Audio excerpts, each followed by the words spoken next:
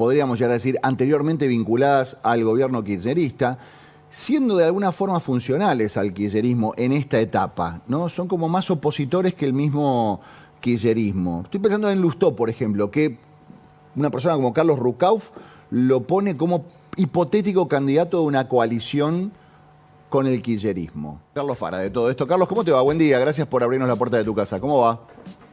¿Qué tal? Buen día, ¿cómo están? Muy bien, gracias por conversar un rato con nosotros. Bueno, mucha gente que está como sorprendida, por un lado, mientras los números de la economía siguen siendo complicados para el bolsillo, mientras a todos nos llama la atención cada vez que vamos al supermercado, mientras todos, cada vez que recibimos la factura de la prepaga o las tarifas, nos duele mucho, la imagen del presidente no ha caído, sino, como recién decía Maxi, ha mejorado o se ha mantenido. El presidente dijo hace muy poquito, la gente no está acostumbrada a que le digan la verdad, por eso me banca, porque yo le dije lo que iba a hacer y estoy cumpliendo. ¿Qué opinas? Bueno, algo de su éxito evidentemente es su carácter genuino, ¿no? Digamos, Milei suena auténtico, ¿no? Claro, Te guste o no te guste. claro. Y efectivamente eso es así, digamos, frente a las dos otras coaliciones que en el gobierno finalmente habían fracasado, Milei se le abre, digamos, una oportunidad, se le abre una expectativa, que efectivamente es distinto, de matriz, ¿no? Digamos, no tiene historia política y eso ha sido una ventaja.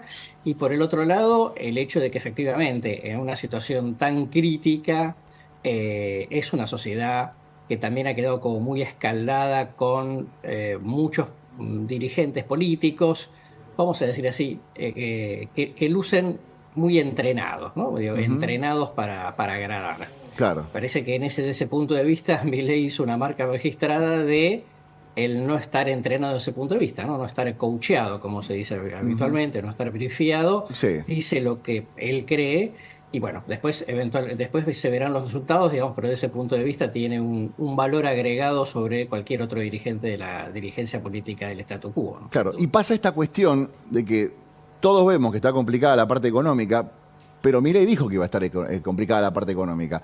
Todos vemos que hay recortes por un montón de lugares, pero Milei dijo que iba a hacer estos recortes. Todo el mundo dice, uy, pero hubo una devaluación, y Milei dijo, y bueno, tengo que acomodar un poco la economía. Digamos, todo lo que está pasando, Milei dijo que iba a pasar antes de que lo votaran. La gente lo votó y da la sensación de que la gente que lo votó dice, sí, vos me dijiste que iba a pasar esto y me la tengo que fumar. Sí, eso en un marco en el cual había una opinión pública que sabía que la crisis era grave, iba a haber que tomar medidas antipáticas, o Sí, sea que tampoco es una gran novedad, digamos, el hecho además de que lo haya dicho Milei, digo, tampoco es una gran novedad de que iba a que tomar un remedio amargo, sí, y por el otro lado el hecho de que la mayoría de la sociedad, ya todo el año pasado, era consciente de que son medidas que van a llevar mucho tiempo en dar resultados. O sea que claro. tampoco, digamos, el tema de si no hay resultados inmediatos, bueno, también es relativo porque yo te diría que todo ese clima de opinión pública es el mejor amortiguador para que Milei pueda desarrollar un plan que va a llevar bastante tiempo.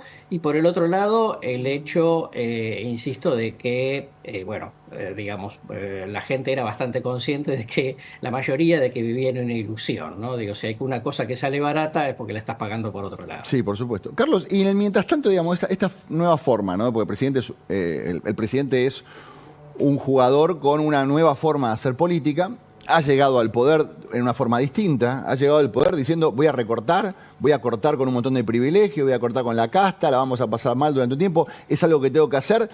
Y la política tradicional da la sensación de que perdió contra esta forma de hacer política y 3 meses después no terminan de hacer pie con respecto a, bueno, ¿y ahora qué hacemos nosotros? Porque cada vez que se reúnen, ¿no? Se reúnen los peronistas, ¿no? Bueno, ¿qué hacemos? ¿Cómo conformamos un fuerte de oposición? Y se miran como diciendo, ¿y a vos qué se te ocurre? Y la verdad no tengo ninguna idea. ¿Y vos? Y yo haría un paro general. No, pues ya sabemos que no funcionó. ¿Y vos qué harías? Y no, yo creo que tenemos que agarrar y hablar del Estado y el crecimiento del Estado y el Estado te da derechos. No, para que eso tampoco funcionó en la última elección. Y con el radicalismo pasa más o menos lo mismo, digamos. ¿Qué está pasando en la fuerza de la oposición 120 días después? Porque se habla mucho del gobierno, pero la oposición forma parte de este escenario político. ¿Qué pasa con la oposición 120 días después?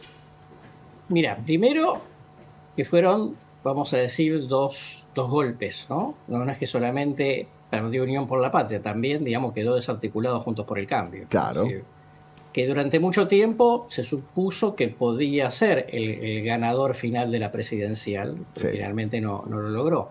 Entonces, digo, esa es la primera cuestión. Digo, toda la oposición quedó desarticulada, pero inclusive la oposición, vamos a decir, más cercana ideológicamente a este gobierno, quedó más desarticulada todavía, ¿no? Porque salió tercera, Unión por la Patria al menos ganó la Ujú. primera vuelta, es Sí, la sí. primera minoría en las dos cámaras, por supuesto, digamos, con las dificultades que vos comentás. El otro aspecto que hay que mencionar es que cuando se producen estos procesos también quedan en crisis los liderazgos de esos espacios, ¿no? En Juntos por el Cambio muy claramente, porque se desarmó, digamos, la coalición y Macri es una figura que, bueno, digamos, está un poco a la expectativa de a ver qué pasa con el gobierno de Milei. Y por el otro lado, una Cristina dentro de Unión por la Patria, que sigue siendo la que tiene, obviamente, más capital político, pero claramente más desgastada y sin posibilidad de liderazgos alternativos, ¿no?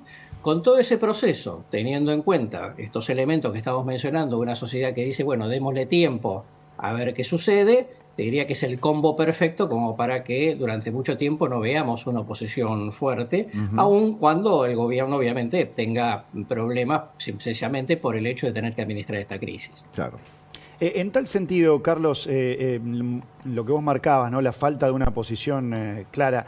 ¿El presidente podría estar avanzando todavía más rápido con algunas cuestiones? Esto le subió además el precio a muchos gobernadores. Yo le decía la semana, no les conocíamos ni los nombres ni las caras a los gobernadores. Hoy terminan siendo figuras. ¿Son los verdaderos árbitros del partido? Bueno, es una muy interesante observación. Primero, al quedar desarticuladas las oposiciones, los gobernadores en un sistema federal, teniendo en cuenta que es el primer presidente que no tiene ningún gobernador, Ujú. es una detalle, digamos, muy importante, porque obviamente, más allá de la influencia que puedan tener sobre sus diputados y senadores, está claro que parte de la discusión pasa por este lado, ¿no? Ujú. Milei tiene la presidencia, no tiene Congreso, no tiene gobernadores. Entonces, a eso le tenés que sumar que el peronismo está en la Liga de Gobernadores más débil desde el 83, ¿no? Porque son ahora menos que los de ex Juntos por el Cambio, que por lo menos se articulan entre sí. Ujú. Muchas figuras nuevas, ¿no?